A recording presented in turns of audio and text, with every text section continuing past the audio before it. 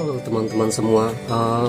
Di video part kedua tentang Chairil Anwar ini saya mencoba untuk mengangkat kisah-kisah pertemanan Chairil Anwar dengan banyak sekali seniman, sastrawan, pelukis, dan lain-lain.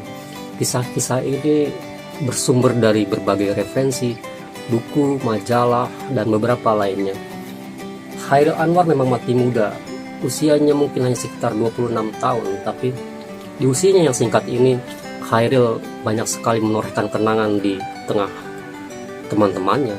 Banyak sekali seniman termasuk Daud Yusuf. Daud Yusuf itu adalah seorang yang pernah menjadi Menteri Pendidikan dan Kebudayaan pada era Orde Baru. Ada banyak sekali nama besar di lingkaran pertemanan Chairil, tak cuma di dunia sastra, tapi juga di kalangan seni rupa. Selain dekat dengan H.B. Yasin, Chairil juga berteman dekat dengan Asrul Sani, Rifai Apin, Nasyah Yamin, Mukhtar Lubis, Sobron Aidit, dan lain-lain. Di kalangan seni rupa, Chairil berkawan dengan pelukis Afandi, Sujojono, Tino Sidin, Mukhtar Apin, Dullah, Nasar, Basuki Resobowo, Henggantung, dan lain-lain. Pasca ayah dan ibunya berpisah, Chairil dan ibunya kemudian hijrah dari Sumatera ke Jakarta. Bersama ibunya, Chairil sempat tinggal menumpang pada pamannya, Sultan Syahrir, di Jalan Latu Harhari nomor 19, Menteng. Rumah ini kemudian menjadi kantor hukum pengacara Elsa Sharif dan rekan. Sultan Syahrir saat itu bersama tokoh pergerakan nasional lainnya, termasuk Bung Hatta, belum lama kembali dari pengasingan di Banda Neira. Ketika dalam pengasingan, Bung Hatta dan Syahrir mengambil seorang anak angkat yang kemudian juga dibawanya ke Jakarta. Dia adalah Des Alwi, yang kemudian dikenal sebagai seorang penulis dan sejarawan. Ketika di Jakarta, Chairil secara otomatis bergaul dengan Des Alwi.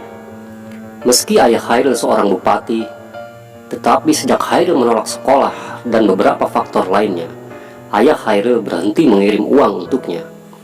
Ini membuat hidup Chairil menjadi cukup sulit. Chairil dan ibunya menjual apa saja untuk bisa bertahan hidup. Chairil dan Des Alwi pernah memulai usaha berdagang barang bekas dengan modal dari Sultan Syahrir sebesar 500 gulden. Tetapi berdagang bukan dunia Chairil dan juga Des Alwi.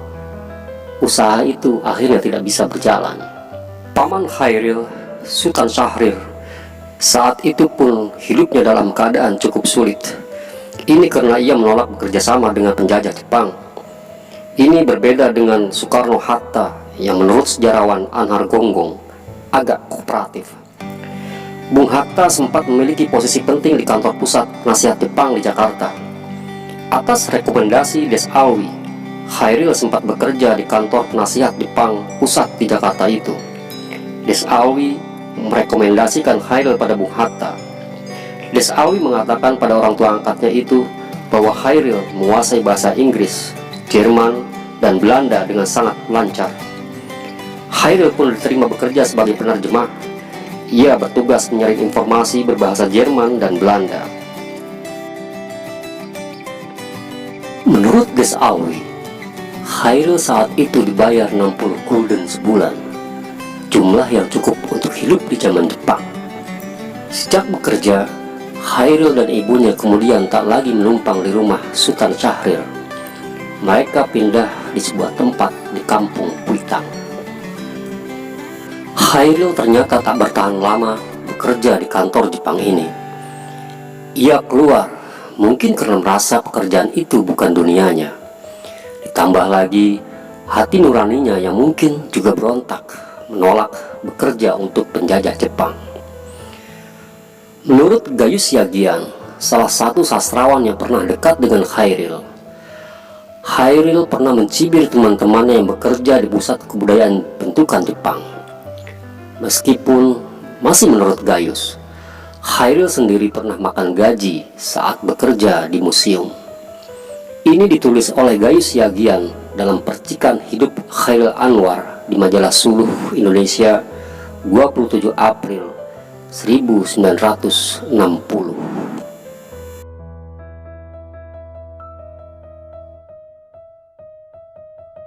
Di antara teman-temannya, Chairil mungkin dikenal sebagai penyair yang agak selengean sikapnya, agak tengil dan bengal. Chairil hidup dan bergerak sesuka hatinya. Ia bisa makan dan tidur dari satu tempat ke tempat lainnya sesama seniman. Ada cukup banyak kisah lucu tentang Chairil yang melibatkan teman-temannya, baik para sastrawan dan juga para pelukis itu. Salah satu pelukis yang bersahabat dengan Chairil adalah pelukis Affandi. Menurut Kartika, putri Affandi, Chairil kerap datang dan pergi sesuka hatinya. Kartika, yang kemudian juga menjadi pelukis itu, mengatakan bahwa Chairil juga memegang kunci rumah mereka. Chairil dianggap bukan orang lain di keluarga maestro pelukis Affandi.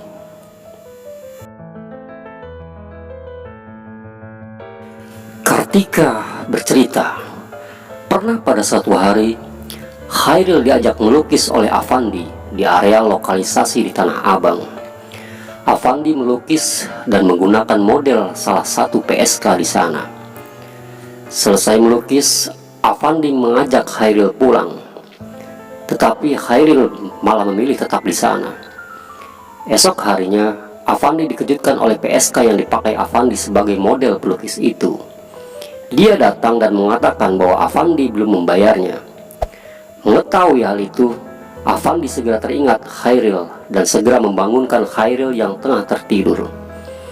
Usut punya usut, ternyata Chairil juga ikut menggunakan jasa model yang digunakan oleh Affandi tersebut. Chairil yang tak punya uang dengan entengnya meminta Affandi untuk menalangi membayar model itu. Pada masanya, Chairil memang bengal. Majalah Tempo pernah mengutip Hersi Setiawan bahwa konon Chairil dan pelukis Basuki Resobowo kerap mendatangi daerah Remang di kawasan Senen. Kenakalan ini di kemudian hari bukan tak ada manfaatnya. Chairil pernah membuat slogan legendaris sebuah poster perjuangan akibat kerap datang ke wilayah Remang di kawasan Senen itu. Ide poster ini datang dari Sujojono. Modelnya adalah pelukis Dullah, sementara yang melukisnya adalah Affandi. Ketika poster selesai dilukis, para seniman di sana belum mendapat ide tulisan untuk poster itu. Chairil tiba-tiba muncul dan dia pun segera dimintai pendapatnya. Chairil saat itu dengan entengnya menjawab, "Bung, ayo Bung." Semua seniman di sana saat itu tertawa. Pasalnya, kalimat itu konon adalah kata-kata yang kerap digunakan oleh para PSK di kawasan Senen untuk merayu calon pelanggannya. Hubungan maestro pelukis Affandi dengan Chairil Anwar memang cukup dekat. Affandi pernah melukis Chairil Anwar dengan media sebuah kanvas bekas terpal becak. Lukisan itu dibuat Affandi sekitar 5 hari sebelum Chairil meninggal dan diselesaikan ketika Chairil meninggal dunia. Menurut seorang kolektor yang memiliki koleksi lukisan ini, Affandi ternyata pernah 2 kali membuat lukisan Chairil Anwar.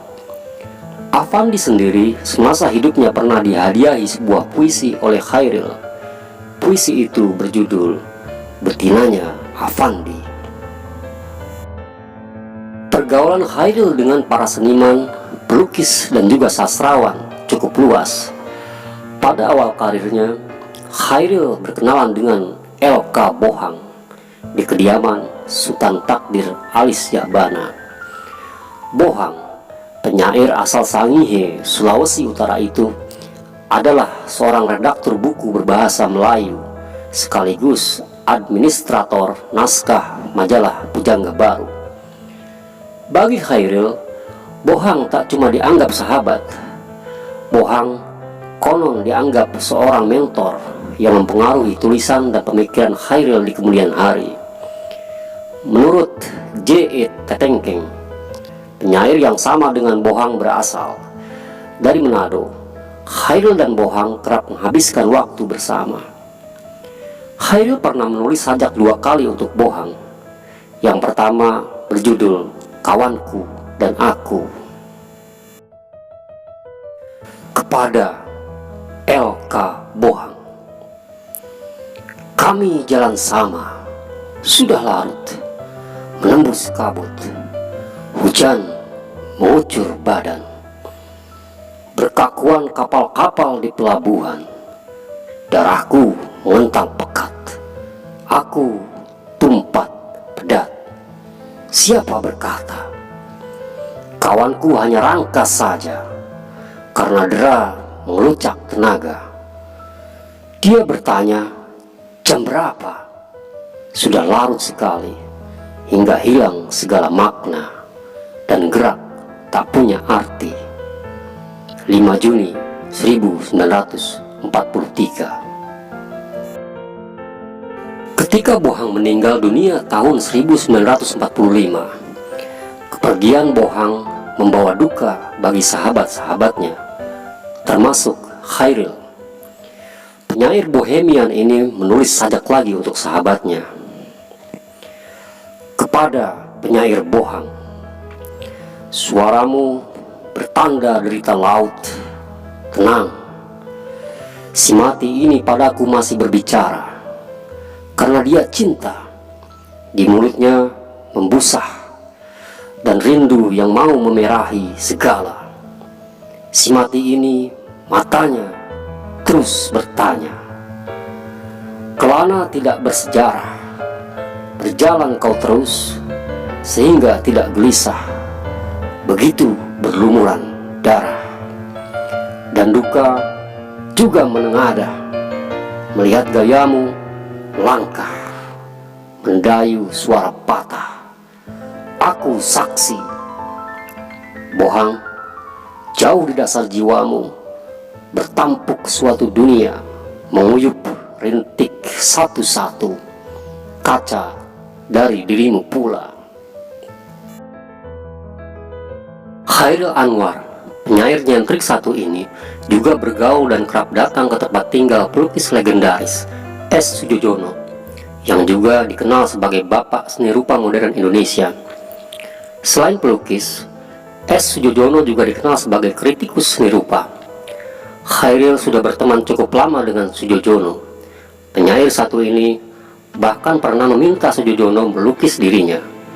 Tapi Sudjojono meminta Khairil membawa cat putih karena persediaan cat putih Sudjojono habis. Khairil kemudian benar-benar membawa cat putih yang diminta Sudjojono. Hanya saja Khairil mencuri cat itu dari pelukis lainnya, seorang pelukis Prancis peranakan Jepang, Yamamoto. Perihal mengambil sesuatu yang bukan miliknya, entah mengapa ternyata di kemudian hari ini adalah menjadi salah satu kebiasaan Khairil. H.B. Yasin, Mukhtar Lubis, Asrul Sani, Tino Sidin, dan kawan-kawan Khairil lainnya sudah mengetahui hal ini. Sikap selengean Khairil kerap kali membuat kawan-kawannya menggelengkan kepala.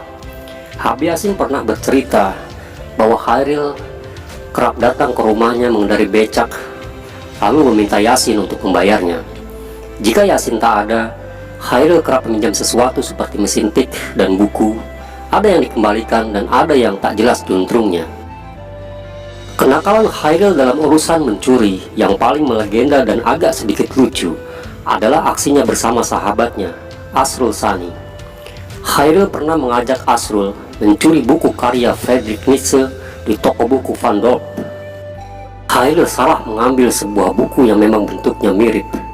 Alih-alih mengambil Alsosprach Zarathustra, yang dikantongi Khairil justru malah sebuah Bible.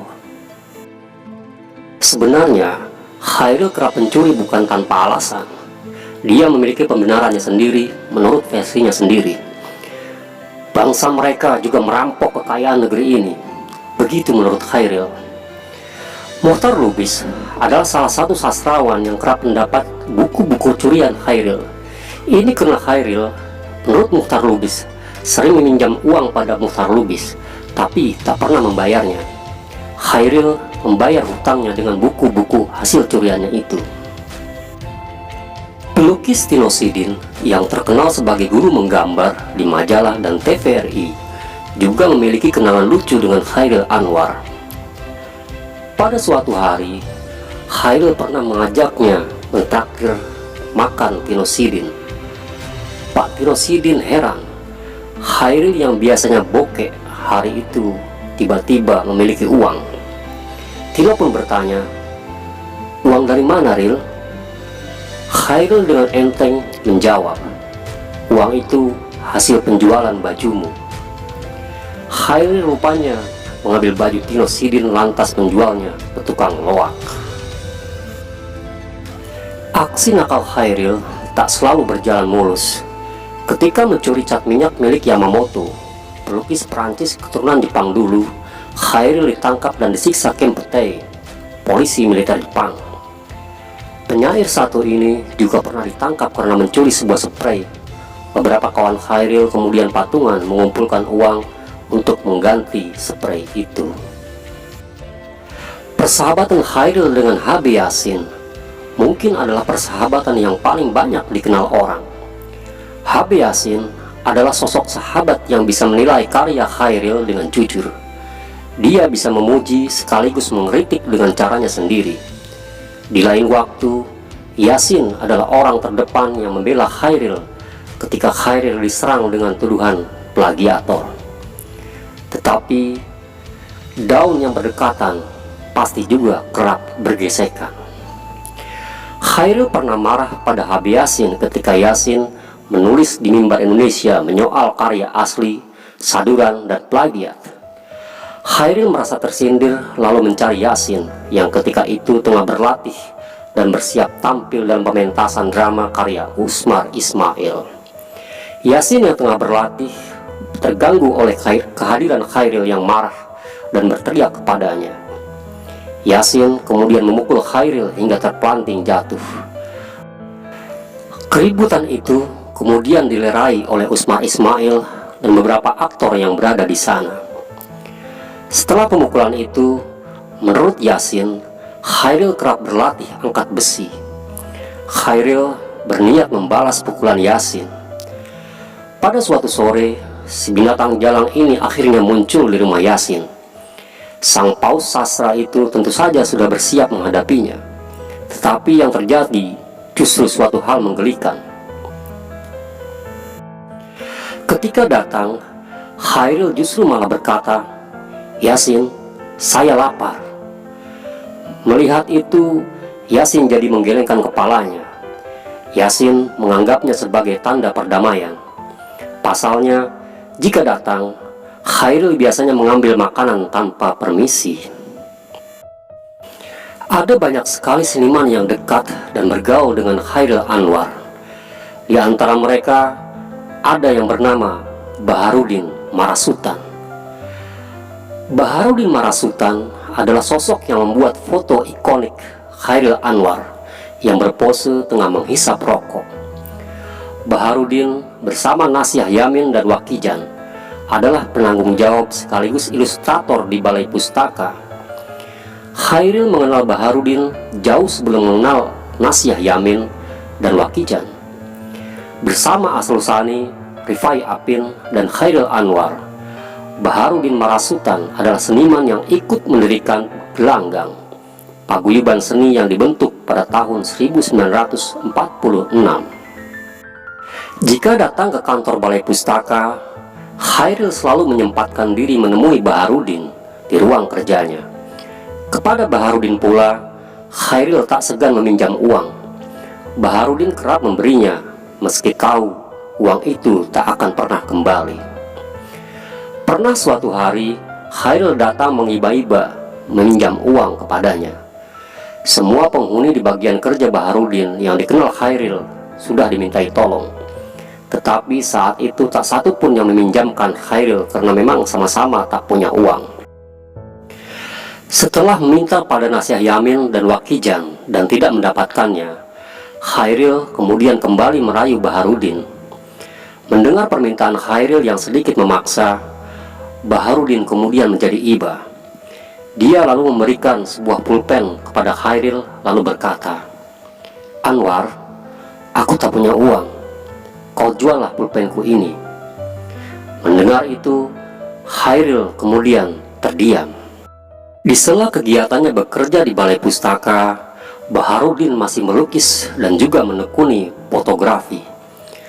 Menurut sastrawan Aib Rosidi, waktu itu tak banyak yang memiliki kamera seperti Baharudin. Di balai pustaka itulah foto ikonik Khairil yang tengah merokok diambil oleh kamera Baharudin. Dalam buku Nasiah Yamin tentang Khairil berjudul Hari-hari Akhir Sang Penyair yang terbit pada tahun 1982, Nasiah mengatakan bahwa kawan-kawan Khairil mengetahui bahwa Khairil sakit pada akhir Maret 1949. Nasiah dan kawan-kawannya di balai pustaka saat itu mentraktir Khairil makan. Khairil hanya memakan 2 potong tempe goreng lalu mengeluh sakit perut. Setelah itu mereka pergi berjalan kaki ke taman siswa, ke Sanggar Afandi. Sesampainya di Sanggar Afandi, sore harinya Khairil buang-buang air besar yang disertai darah. Kawan Khairil, Sam Suharto, yang melihat Khairil terkulai lemah, esoknya mengajak Khairil untuk menginap di rumah kosnya. Syam dan Khairil sudah berkawan sejak kecil dan ketika masih sama-sama di Medan. Mereka berpisah ketika Khairil pindah ke Jakarta, lalu berjumpa kembali ketika Syam ke Jakarta di Sanggar Seniman Indonesia Muda pada tahun 1947. Di rumah kos itu, Syam kerap membagi jatah makannya untuk Khairil. Menurut penulis biografi Khairil Anwar, Hasan Aspahani, jauh sebelum itu Khairil sudah digerogoti oleh berbagai macam penyakit. Khairil menderita sakit paru-paru, tifus, dan infeksi usus. Itulah mengapa Khairil berkali-kali meminjam uang pada kawannya, termasuk pada Baharudin Marasutan dulu. Khairil sakit parah pada 21 April 1949. Pukul setengah 10 malam, Khairil dibawa oleh Nasiah Yamin ke dokter. Tetapi karena sudah malam, dokter saat itu tak bersedia mengobati Khairil dan memintanya datang keesokan harinya. Di tengah hujan lebat, Nasiah kembali membawa Khairil menuju kos-kosan. Pada tanggal 22, Khairil makin parah. Darah mengalir dari mulut dan duburnya.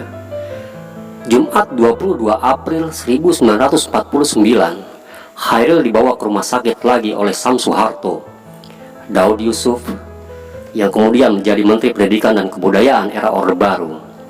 Lalu ada juga Abdul Talib Effendi, Hardiman, Nasiah Yamin, dan Tino Sidin. Mereka semua adalah seniman kawan Khairil yang berasal dari Sumatera.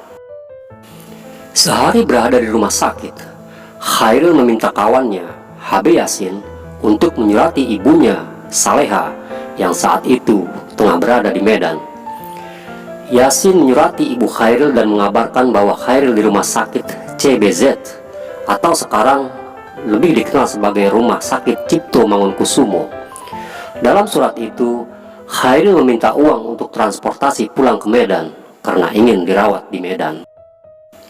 Tetapi setelah 7 hari berbaring di rumah sakit, Khairil Anwar akhirnya tidak bisa bertahan. Khairil meninggal dunia pada hari Kamis 28 April 1949 pukul 02.30 siang. Esoknya istri Khairil datang. Ini adalah pertama kali ia menemui Khairil pasca perpisahan mereka. Hapsah, istrinya, duduk bersimpuh dekat jenazah Khairil yang terbaring di atas tandu. Hapsah membisikkan doa di telinga Khairil yang saat itu belum ditutupi kain kafan. Menjelang siang, jenazah Khairil dibawa ke pemakaman umum Karet Bifak, Jakarta Pusat. Jenazah Khairil dibawa oleh ambulans yang disewa oleh Perkumpulan Maya, sebuah kelompok sandiwara yang didirikan oleh Usmar Ismail. Menurut majalah Tempo 21 Agustus 2016, Saat itu ada 8 oplet mengiringi jenazah Khairil yang dibawa ke karet bifak, sementara yang lainnya menggunakan delman. HB Yasin, Sultan Takdir Alis Jahbana, dan pamannya Sultan Syahrir sudah lebih dulu datang ke pemakaman. Selesai pemakaman, Syam Suharto, kawan yang membawa Khairil ke tempat kosnya ketika Khairil sakit dulu, memberitahu pada Hafsah, mantan istrinya, bahwa warisan yang ditinggalkan Khairil adalah sepasang sepatu dan kaos hitam, 1 ons gula merah, selembar uang rupiah, lalu 1 map berisi bundelan sajak yang masih dalam tulisan tangan.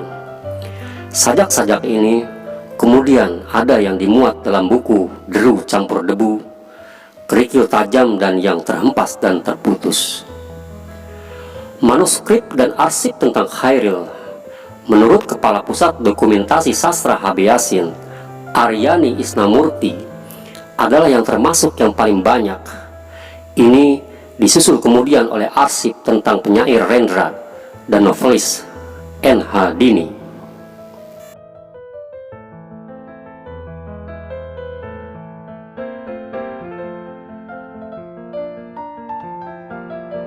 Baik teman-teman, sekian dulu untuk video kali ini.